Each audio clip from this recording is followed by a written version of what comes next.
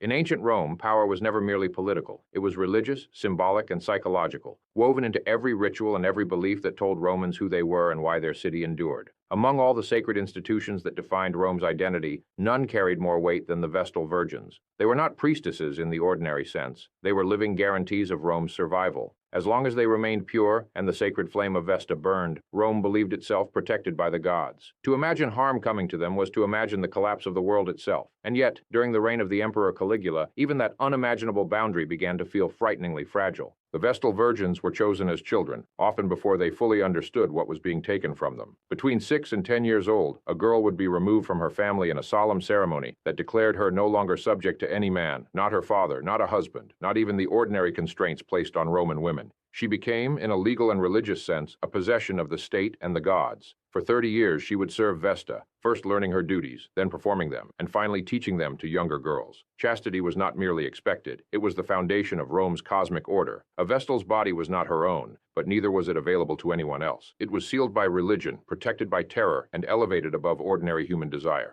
That protection, however, was double-edged. The same sanctity that placed Vestals above ordinary law also placed them beneath extraordinary punishment. If a Vestal were accused of violating her vow, Rome did not execute her in the usual way. Blood could not be spilled because her body was sacred. Instead, she was buried alive in a subterranean chamber, supplied with a small amount of food and water, and left for the gods to judge. Officially, Rome claimed innocence. Unofficially, everyone knew the truth. It was a death designed to terrify, to purify, and to remind the population that sacred order demanded absolute obedience. The Vestals lived revered, but they also lived knowing that one accusation, true or false, could end their lives in the most agonizing way imaginable. Into this system stepped Gaius Julius Caesar Germanicus, the man history would remember as Caligula. When he became emperor in AD 37, Rome celebrated. He was young, charismatic, and the son of a beloved general. His early months in power were marked by generosity, public games, and gestures of mercy. But ancient sources agree that something shifted rapidly. Whether illness, trauma, or long-contained resentment played the decisive role, Caligula soon ruled as though restraint itself were an insult. He mocked the Senate, humiliated aristocrats, and treated Roman law not as a framework but as a toy. What mattered was not what was allowed, but what he could get away with.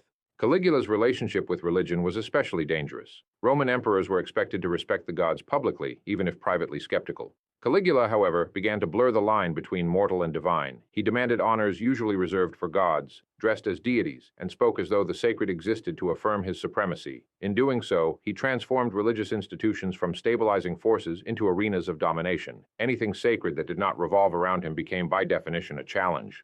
The Vestal Virgins embodied everything Caligula found intolerable. They represented a moral authority that predated the empire, an institution that no emperor had created and none could openly control. They were women who answered to no man, whose bodies were legally and symbolically inaccessible. In a regime built on the erasure of limits, such untouchability was not merely inconvenient, it was provocative.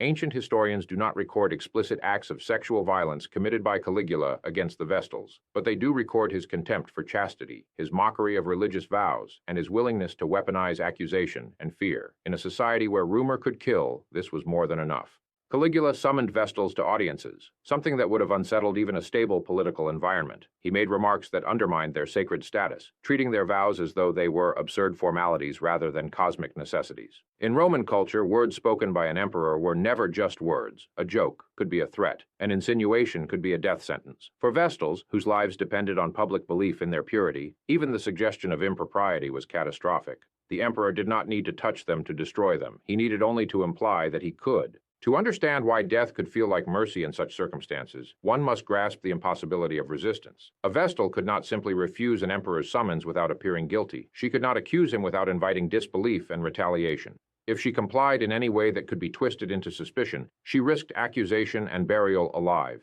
The structure of power ensured that no path led to safety. This is why ancient writers, even when restrained in detail, conveyed such dread when describing Caligula's interactions with sacred institutions. The horror lay not in a single act, but in the total collapse of protection. Roman historians like Suetonius and Cassius Dio wrote decades later, aware that they were documenting a reign that had already become infamous. They were not modern journalists. They blended fact, rumor, and moral judgment freely. Yet their accounts converge on a crucial point. Caligula treated nothing as inviolable. He violated social norms publicly and delighted in the discomfort of those who believed certain things should remain beyond imperial reach. In such an environment, the Vestal's fear was not hypothetical. It was rational. The punishment for Vestals accused of unchastity had always been severe, but under Caligula it took on a new dimension. Accusation itself became a political weapon. Even if no Vestal was ultimately executed at his direct order, the threat hovered constantly. To live knowing that the most powerful man in the world found amusement in your vulnerability was a form of psychological torture. It eroded the very meaning of sacred service. What good was divine protection if the emperor himself claimed authority over gods and women alike?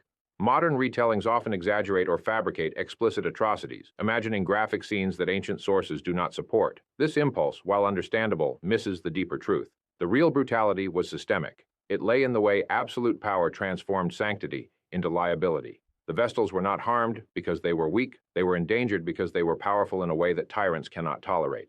Their purity symbolized a moral order that did not originate with Caligula, and so he reduced it to something he could threaten, mock, or undo. When Caligula was assassinated in AD 41, many Romans felt relief, but not innocence. His reign had exposed a terrifying reality. No tradition, no god, no vow was safe without restraint at the top. The Vestal Virgins survived as an institution for centuries afterward, but the illusion of absolute protection never fully recovered. Caligula had shown that the greatest danger was not sacrilege committed in secret, but sacrilege performed openly by power itself.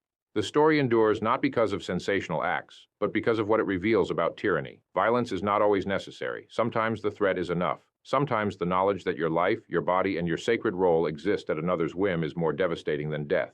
In that sense, the ancient claim that death might have been mercy was not hyperbole. It was a recognition that a world without moral boundaries is one where survival itself becomes a form of suffering.